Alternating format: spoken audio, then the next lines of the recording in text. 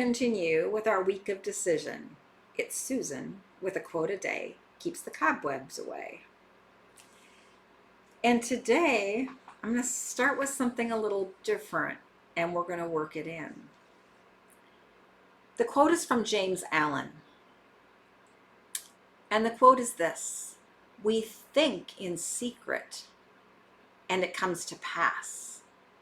Environment is but our looking glass." We think in secret and it comes to pass. Environment is but our looking glass. What does that mean?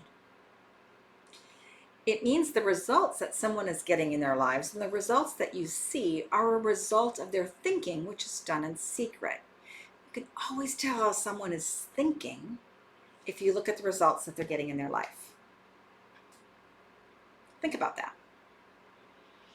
If someone is thinking they're a victim and boo-hoo, the world is against them, all of this, they are never going to bring success and abundance into their life. If someone is thinking, on the other hand, they are confident, they are moving ahead in life, they are having on track on their career goals, they know what they're passionate about in life, their life is going to reflect that. They may be involved in things on the outside and they're going places and doing things and they're enjoying life. Results always tell you what you're thinking. So how does that tie into decision? You see, you got to make a decision on how you think. And a lot of the information I'm going to read from today and expand upon comes from my mentor, my last mentor, my primary mentor, Bob Proctor. And a lot of what Steve and I teach right now is a program that we facilitate that Bob actually produced and had out before he died 2 years ago. But it tells the foundations, and it is so important to learn moving forward. Before you can really go in deep, you need a foundation. So this information comes directly from Bob. Bob says there's a single mental move you can make, which in a millisecond will solve enormous problems for you. It has the potential to improve almost any personal or business situation you will ever encounter. And we could literally propel you down the path to incredible success. We have a name for this magic mental activity. It is called decision. There we go. Decision. And he goes on to talk about how important decision making is and how, as we talked about before, it's never been taught to us. We've picked it up. We've learned it at places where someone says, our parents, our teachers, "I'm not making that decision for you. That's up to you." And you're like, "What do you mean? I don't know how to do this." It should be taught, right? But it's not, and we already went there. You can virtually eliminate conflict and confusion in your life by becoming proficient at making decisions. Decision making brings order to your mind, and of course, this order is then reflected in your objective world, the results that you see. This isn't rocket science, right? You don't need a degree to understand this. If you're thinking it, you make a decision. Whatever decisions you've made show the results that you have in your life. So that's why it is so important to learn how to make a decision and to trust yourself, right? He goes on to talk about we have feelings of ambivalence, and it holds a lot of us at bay, and it holds a lot of us down and stuck, right? Being stuck is never a good place to be. We talk about that all the time. And he actually put up some common ones that we all have gone through in our life, right? Love them, leave them.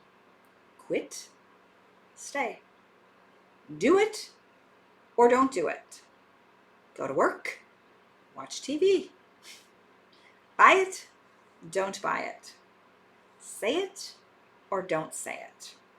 Tell them or don't tell them. The key is to make a decision and to go with it. Be committed, make a decision, and move on. Don't spend any time, waste any time looking at that hourglass that's in the back in the past, brooding, deciding what if this happened, what if. Don't what if yourself. Don't say if this happened before. Make a decision, commit it to it, and move on and move forward. Ambivalence, doubt, fear, they will just hold you back. So you just have to learn how to make decisions. They are so important. So decide. If you have a decision to make, if someone asks you a question and it requires you to think, hopefully most of them do, make the decision from whatever you have right in front of you right there.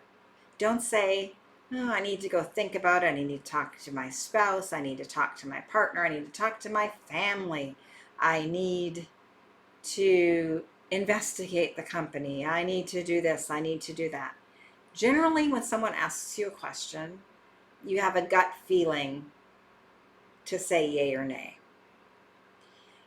And sometimes it's a nay. Sometimes it's a hard no, and it could be a hard no. I don't know enough about this right now. I'm going to say no right now. I'm going to do an investigation. I'm going to look into this, and then I may change my mind. I may decide to do it, but the decision in the moment is no until this is there. And it could be yes. If it's only fear and doubt holding you back of what if or what will people say, that's not a good reason to say no, generally speaking. But you have to know yourself. Decisions, no matter what you have, are important. Your yeses are just as important as your nos. No is an okay word to use. Some of us have to learn to use it much more frequently. No, I'm not interested right now. No. Now is not the time. No. And guess what? Like I just did, no, now is not the time. No, I'm not interested. Learn to say no. No is a full sentence. N-O, period. It's a decision. You don't owe anybody an explanation. So I'm going to stop there today and finish up tomorrow on decision. But today, I want you to know it's okay to say no. No is a full sentence. And you are strong enough to use it. You don't owe anybody an explanation. No is a decision. That's all I have. Have a great day. Catch you tomorrow. We'll finish decision.